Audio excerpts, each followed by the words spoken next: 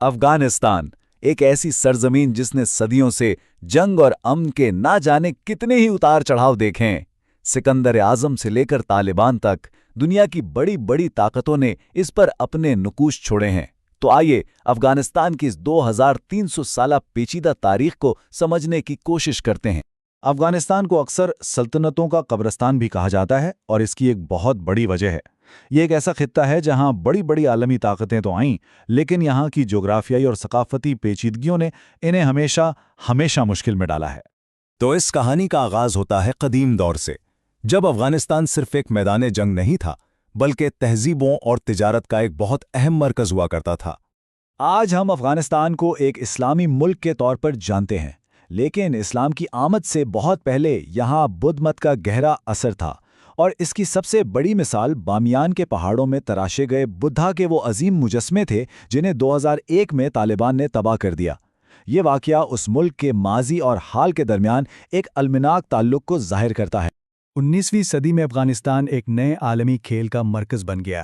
یہ وہ دور تھا جب برطانوی سلطنت کی نظریں اس خطے پر تھیں، اور یہیں سے ایک طویل تنازع کا آغاز ہوا۔ تو کہانی شروع ہوتی ہے 18ویں صدی سے، جب احمد شاہ درانی نے افغان قبائل کو متحد کیا۔ لیکن جلد ہی برطانوی اور روسی سلطنتیں وسطی ایشیا پر کنٹرول کے لیے آپس میں ٹکرائیں، جسے تاریخ میں دی گریٹ گیم کہا جاتا ہے۔ جب افغان حکمران دوست محمد خان نے روس کی طرف جھکاؤ دکھایا تو برطانیہ نے اسے اپنے لیے خطرہ سمجھا اور 1839 میں افغانستان پر حملہ کر دیا۔ 16,000 یہ وہ قیمت تھی جو برطانیہ کو 1842 میں کابل سے پسپائی کے دوران چکانی پڑی۔ تقریباً 16,000 فوجی اور سویلین افغانی قبائل کے حملوں میں مارے گئے۔ یہ برطانوی سلطنت کے لیے ایک تاریخی اور بہت ذلت آمیز شکست تھی۔ کئی جنگوں اور دہائیوں کی مزاحمت کے بعد آخرکار 1919 میں شاہ امان اللہ خان کی قیادت میں افغانستان نے اپنی مکمل خود مختاری کا اعلان کر ہی دیا۔ 20ویں صدی افغانستان کے لیے اور بھی زیادہ ہنگامہ خیز ثابت ہوئی۔ اندرونی بغاوتوں نے ملک کو کمزور کیا، ایک عالمی سپر پاور نے حملہ کیا، اور پھر مجاہدین کا دور شروع ہوا۔ 40 سال کے امن کے بعد افغانستان تیزی سے عدم استحکام کا شکار ہو گیا۔ 1973 میں بادشاہت ختم ہوئی، اور صرف 5 سال بعد 1978 میں سوویت حمایت یافتہ کمیونسٹوں نے اقتدار پر قبضہ کر لیا۔ اس خونی بغاوت نے افغانستان کو ایک ایسے راستے پر ڈال دیا جہاں سے واپسی بہت مشکل تھی۔ اب یہاں سے اصل تصادم شروع ہوا۔ ایک طرف تھی کمیونسٹ حکومت جو سیکولر اصلاحات لا رہی تھی، جیسے خواتین کو ملازمت اور گاڑی چلانے کی اجازت دینا۔ دوسری طرف بہت سے افغانوں نے ان تبدیلیوں کو اپنی اسلامی اقدار پر حملہ سمجھا اور اس بے دین حکومت کے خلاف ہتھیار اٹھا لیے۔ انہی مسلح گروہوں نے خود کو مجاہدین کہنا شروع کیا۔ یہ کوئی ایک منظم جماعت نہیں تھی، بلکہ مختلف گروہوں کا ایک اتحاد تھا جن کا ایک ہی مشترکہ مقصد تھا: کمیونسٹ حکومت اور اس کے سوویت حامیوں کو افغانستان سے نکالنا۔ 1979 میں سوویت یونین نے براہ راست حملہ کر دیا۔ اس کے جواب میں مجاہدین نے گریلا جنگ شروع کی، جنہیں امریکہ اور پاکستان سے بھرپور مدد ملی، یہاں تک کہ اسامہ بن لادن بھی عرب جنگجوؤں کے ساتھ اس جنگ میں شامل ہو گئے۔ 10 سال بعد سوویت فوجیں تو چلی گئیں، لیکن اپنے پیچھے ایک تباہ حال ملک چھوڑ گئیں، جہاں اب مجاہدین کے گروہ اقتدار کے لیے آپس میں ہی لڑ رہے تھے۔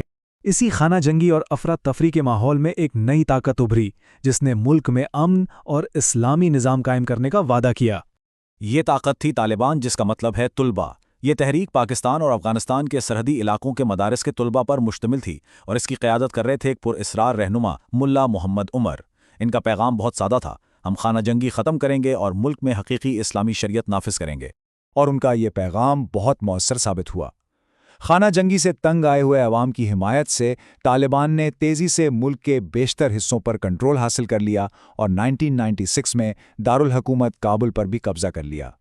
لیکن طالبان کا پہلا دور حکومت 2001 میں اچانک ختم ہو گیا، جب 9/11 کے حملوں نے امریکہ کو افغانستان میں داخل ہونے پر مجبور کیا، اور یہ امریکی تاریخ کی طویل ترین جنگ کا آغاز تھا۔ امریکہ نے طالبان حکومت کا تیزی سے خاتمہ کر دیا اور ایک نئی مغرب نواز حکومت قائم کی۔ اس دور میں خاص طور پر شہروں میں اسکول دوبارہ کھلے اور خواتین کو پھر سے کام کرنے اور تعلیم حاصل کرنے کے مواقع ملے۔ لیکن 2003 میں امریکہ کی توجہ عراق جنگ کی طرف چلی گئی۔ یہ وہ موقع تھا جس کا طالبان کو انتظار تھا، اور انہوں نے دیہی علاقوں میں خاموشی سے خود کو دوبارہ منظم کرنا شروع کر دیا۔ تو سوال یہ ہے کہ طالبان واپس کیسے آئے؟ اس کی وجہ صرف ان کی اپنی طاقت نہیں تھی۔ امریکی اور نیٹو افواج کے اقدامات جیسے فضائی حملوں میں عام شہریوں کی ہلاکتیں اور رات کے چھاپوں نے لوگوں کو ان سے دور کر دیا۔ بہت سے افغان غیر ملکی افواج کو نجات دہندہ کے بجائے قابض سمجھنے لگے تھے اور اس سے طالبان کی حمایت میں اضافہ ہوا۔ 20 سال کی جنگ کے بعد 2020 میں ٹرمپ انتظامیہ نے طالبان کے ساتھ براہ راست مذاکرات کیے۔ اس معاہدے میں، جس سے افغان حکومت کو مکمل طور پر باہر رکھا گیا تھا، امریکہ نے اپنی افواج کے مکمل انخلا کا وعدہ کیا، جبکہ طالبان نے اس بات کی ضمانت دی کہ وہ افغانستان کی سرزمین کو دہشت گردی کے لیے استعمال نہیں ہونے دیں گے۔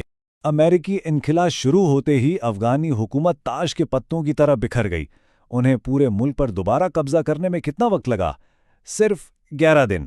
20 سال کی امریکی تربیت اور اربوں ڈالر خرچ کرنے کے باوجود افغان فوج نے تقریباً بغیر لڑے ہتھیار ڈال دیے۔ طالبان کی اس تیز رفتار کامیابی کی ایک وجہ یہ بھی تھی کہ بہت سے افغان غیر ملکی مداخلت اور کرپٹ حکومت سے تنگ آ چکے تھے۔ وہ ایک ایسی حکومت چاہتے تھے جو ان کی اپنی ہو، جو ان کی روایات اور ثقافت کا احترام کرے۔ اور آج افغانستان ایک بار پھر طالبان کی کنٹرول میں ہے۔ یہ ایک ایسا ملک ہے جس پر اب اس کے اپنے لوگ حکومت کر رہے ہیں۔ لیکن سب سے بڑا سوال اب بھی باقی ہے، کیا طالبان اس سرزمین پر حقیقی اور پائیدار امن قائم کر پائیں گے جو صدیوں سے تنازعات کا مرکز رہی ہے؟